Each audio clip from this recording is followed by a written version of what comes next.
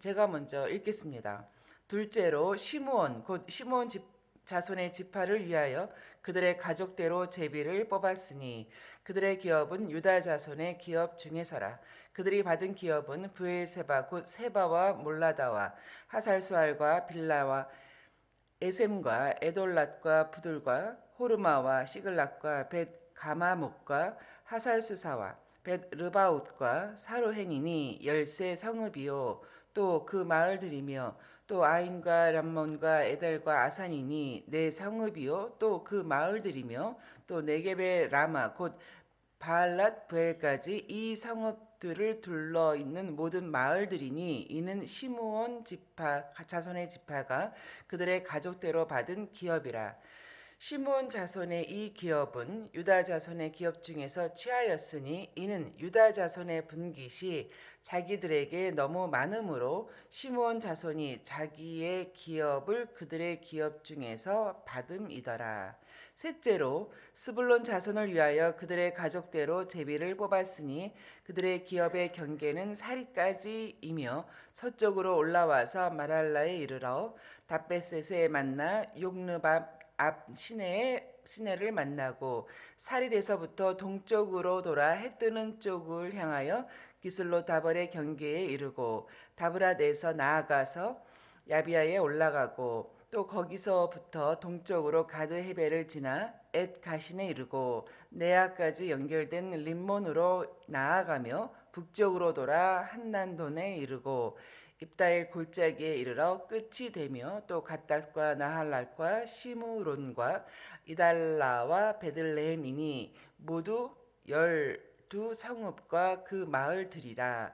스불론 자손이 그들의 가족대로 받은 기업은 이 성읍들과 그 마을들이었더라.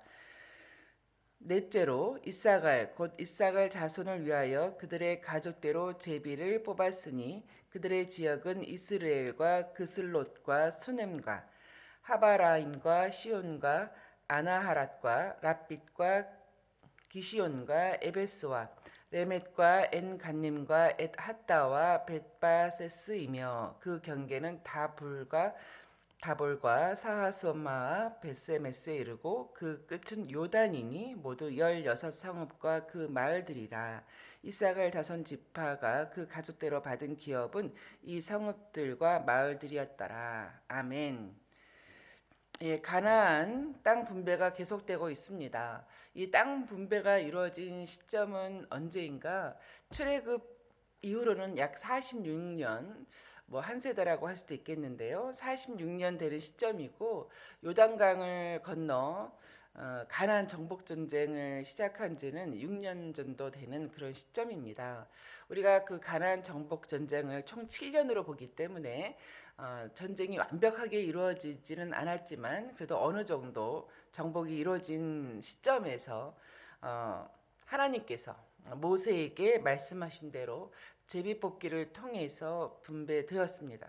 근데 한 가지 이제 잊지 말아야 될 것은 땅 분배라고 하는 것이 뭐 지파별로 뭐 일정 부동산에 대한 어떤 소유 그런 개념만은 이제 아니라는 것입니다. 이걸 우리가 정복했으니 이것을 이제 소유로서 나누어 갖는다. 이제 그런 개념만 있는 것은 아니죠. 미국 개척 시대에 뭐 이런 걸 좀 보면은 그때는 그러지 않았잖아요. 미국 원주민들을 몰아내면서 그 인디안을 몰아내면서 이 땅을 이렇게 소유해가고 이제 구입했던 그런 것과는 다르게 가나안 땅의 분배는 아까 말씀드린 것처럼 가나안 전복 전쟁이 완전히 이제 7년으로만 보더라도 완전히 끝나지 아니하였고 그 이후로도 남아 있는 그 가나안 족속을 계속해서 몰아내야 되는 그런 과업이 있는 것이었죠. 기업의 분배, 땅의 분배라고 하는 것은 그런 면이 있었습니다. 지속적으로 그 남아 있는 가나안 족속들을 몰아내는 그런 전쟁을 이어가야 할 사명의 분배이기도 하다. 이제 이런 것을 잊어서는 안 되는 것이죠. 하나님의 법을 행하는 또 그렇게 거룩한 백성이 하나님이 통치하시는 나라로 그렇게 가나안 땅을 하나님께 올려드린다. 하나님 나라의 건국이다. 이렇게 생각할 수 있습니다. 거룩한 땅, 위하여서 전쟁을 계속해야 한다. 성경에서는 이 거룩함을 입는다는 것에 대해서 이제 세 가지 정도가 나오는데요. 먼저는 당연히 성도죠. 하나님의 백성은 거룩해야 된다. 하나님의 백성은 거룩함을 입어야 된다. 이제 두 번째가 하나님의 법입니다. 하나님 법의 거룩함. 하나님의 법이 멸시당해서는 안 되는 것이죠. 가벼이 여김을 받아서는 안 되는 것입니다. 그리고 마지막이 땅입니다. 땅이 거룩함을 입어야 된다. 그래서 그 이스라엘 마지막에 땅이 더럽힘을 받았다. 이제 이런 표현들이 나오는 것이죠. 이제 이렇게 세 가지의 거룩함의 원리를 보면서 뭐 저도 어찌어찌 하다 보니까 노쇼에서 거의 30년, 또 죽게는 뭐 크리스트 지역, 뭐 포레스트 지역에서 이렇게 살고 있는데요. 뭐 여러분도 그러시겠지만 살면서 참 그 내가 속한 지역에 복음의 복을 받고 또 어둠의 세력이 있다면 물러가고 거룩함을 입도록 이렇게 생각하고 또 가끔 생각날 때 기도도 하고 하지 않습니까? 그와 마찬가지로 우리가 속한 우리 공동체가 있는 이 지역을 거룩하게 거기에 음란이라든가 더러움이라든가 이제 그런 것이 없도록 우리가 기도하고 나가죠. 자, 이렇게 해서 역시 가나안 땅 역시 완전 정복이라고 하는 완전 정복을 통하여서 가나안에 있는 그 족속들을 몰아내고 거룩함으로 거룩한 백성이 거룩한 법을 행하며 사는 것이 이제 사명이었습니다. 오늘 본문은 그 세 개의 지파, 시몬 지파와 스불론 지파, 이사갈 지파가 이제 땅을 분배받는 것인데요. 그 중에서도 다른 지파와는 전혀 다른 형태로 땅을 분배받은 시므온 지파를 보도록 하겠습니다. 다른 모든 지파와 전혀 다릅니다. 시므온은 야곱의 둘째 아들이었습니다. 그가 그 지파, 그 자손의 지파들이 18개의 성읍과 그에 딸린 마을들을 기업으로 받았는데요. 1절에 보시면 둘째로 시므온 곧 시므온 자손의 지파를 위하여 그들의 가족대로 제비를 뽑았으니 그들의 기업은 유다 자손의 기업 중에서라 라고 되어 있습니다. 시므온 지파가 두 번째로 제비를 뽑았다고 하는 것은 이제 여기 19장 요 시점에서 아직 기업을 분배받지 못한 7지파 중에서의 두 번째란 뜻이죠. 그래서 어제 본문에서 베냐민 지파가 기업 분배를 받았고 이제 오늘은 시므온 지파입니다. 베냐민 지파에 이어 두 번째로 기업을 분배받는다라는 뜻이죠. 시므온 지파는 다른 지파와 다른 점이 굉장히 큰데요. 일단은 다른 지파와 다르게 이미 유다 지파에게 배분되었던 유다 자손의 땅이죠. 거기서 자신들의 기업을 재분배 받는다는 것입니다. 유다 지파의 기업 중에서 그들이 그 차지했던 이미 정복했던 그런 성읍들의 일부를 취하게 되는 것입니다. 다른 지파는 그렇지 않습니다. 다른 지파는 땅을 경계로 분배를 받습니다. 어느 성에서 어느 성까지, 어느 성에서 어느 성까지.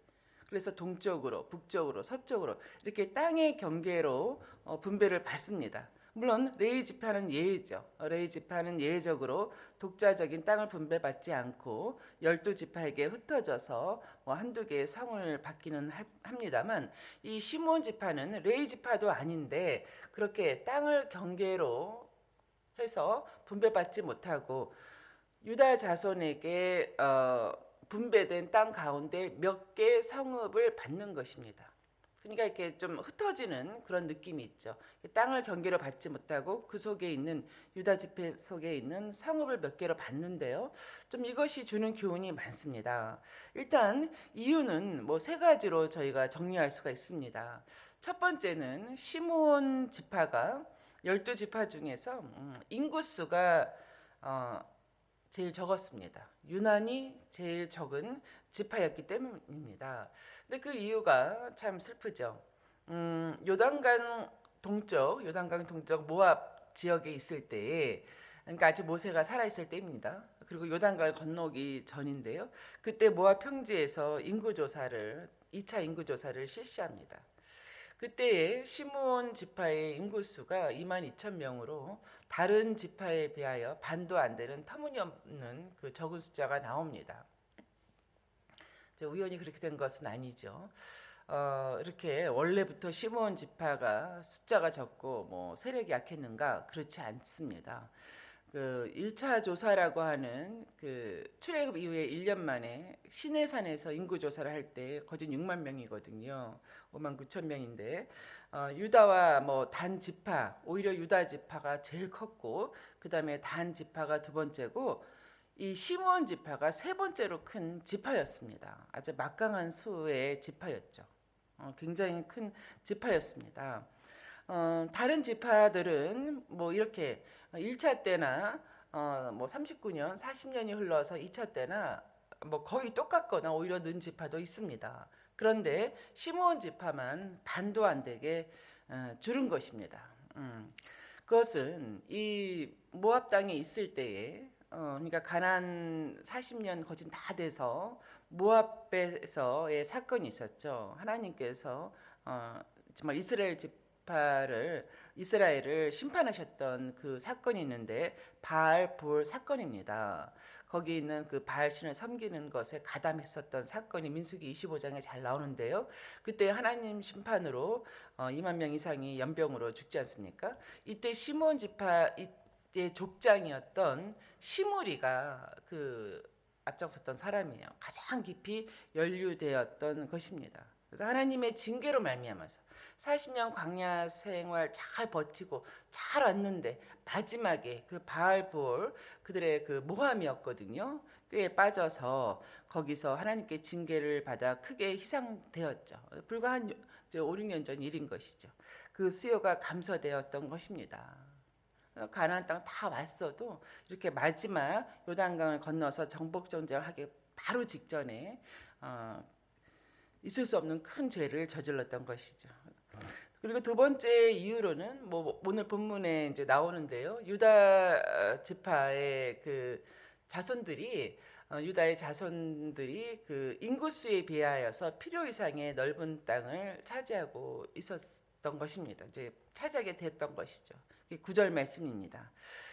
그러나 세 번째 이유이자 가장 큰 이유는 일찍이 시므온 지파의 조상 시므온 그 야곱의 둘째 아들 그 야곱이 사망 직전에 이 12아들을 두고 예언을 하지 않습니까? 축복의 예언을 할 때 그때에 시므온에게는 너는 흩어질 것이요 흩어질 것이요 나누어질 것이다라는 예언이 있었습니다. 창세기 34장에 디나 그 야곱의 딸이죠. 디나가 세겜에서의 욕보인 사건이 있습니다. 그 사건으로 말미암아서 그런 사건 기억하시죠? 시므온과 레이가 잔인하게 세겜 족속을 살육한 적이 있습니다. 아주 잔인했죠. 그래서 그런 사건들이 있었던 것과 또 그의 성정이 있었던 것이죠. 야곱은 그 12명의 아들을 부르고 예언할 때 이 시므온과 레이에 대해서 이렇게 예언합니다. 시므온과 레이는 형제인데 그들의 칼은 폭력의 도구다. 내 영혼아 그들의 모의에 상관하지 마라. 내 영광아 그들의 집회에 참여하지도 말라. 그들이 그들의 분노대로 사람을 죽였다. 그들의 혈기대로 소의 발목 힘줄을 끊었음이로다. 그 노여움이 혹독하다. 저주를 받을 것이요 분기가 맹렬하니 저주를 받을 것이다 라고 말하면서 내가 그들을 야곱 중에서 나눌 것이다. 나눠진 것이죠. 일정한 땅 지역을 받지 못하고 유다 자손의 그 지역에 들어가서 성 몇 개를 받게 된 것이죠. 이스라엘 중에서 흩트리로다 라는 그 야곱의 예언적 유언이 있었습니다.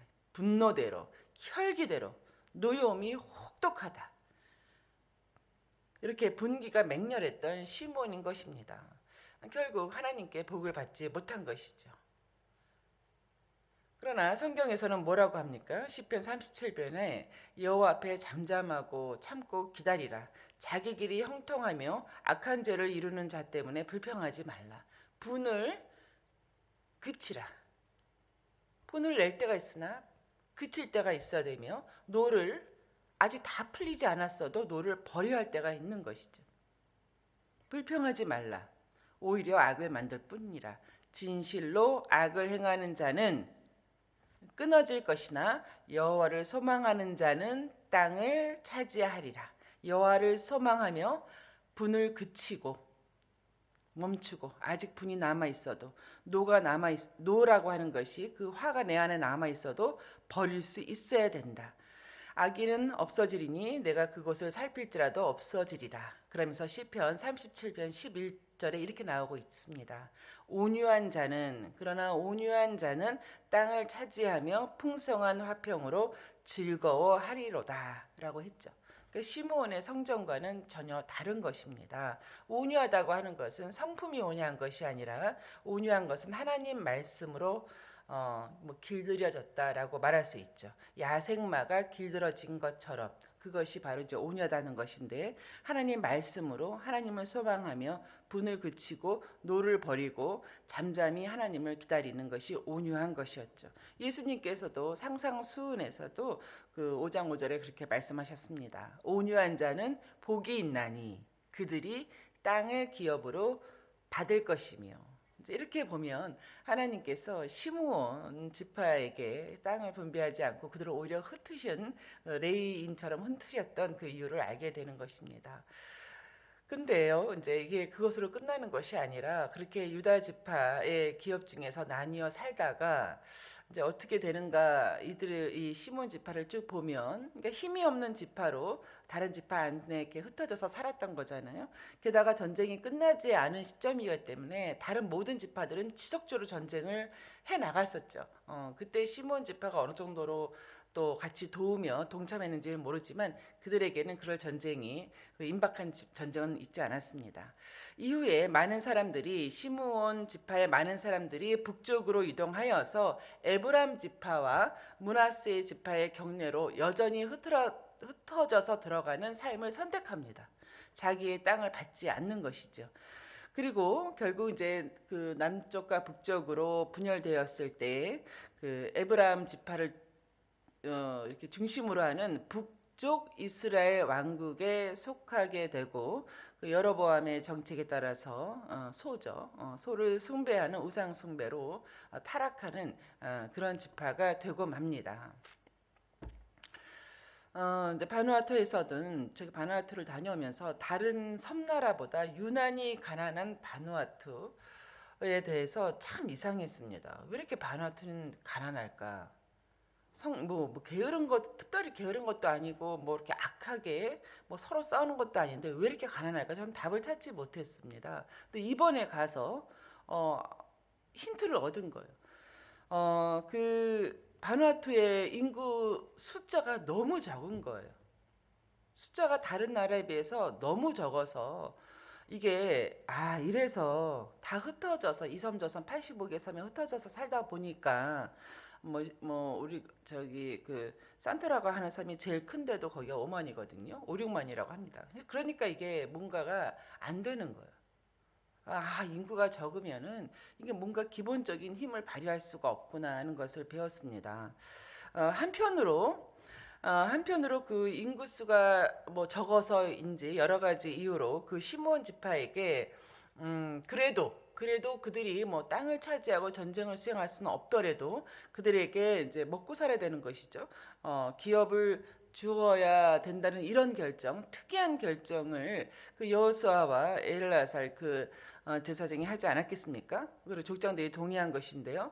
참 하나님의 의에 따라서 이렇게 공평한 기업 분배를 위해 노력한 이 모습들이 참 배울 점이다라는 생각을 하고 막상 자신의 경내에 있는 성읍들 18개를 나눠준 유다 지파 이미 분배받은 땅의 그 일부분을 다른 지파에 줄 이유는 없었죠. 아무리 많다 하더라도 그래도 그것을 자기 주장을 하지 않으며 거절하지 아니한 것 참 칭찬할 만한 지파이다 라는 생각을 하게 됩니다.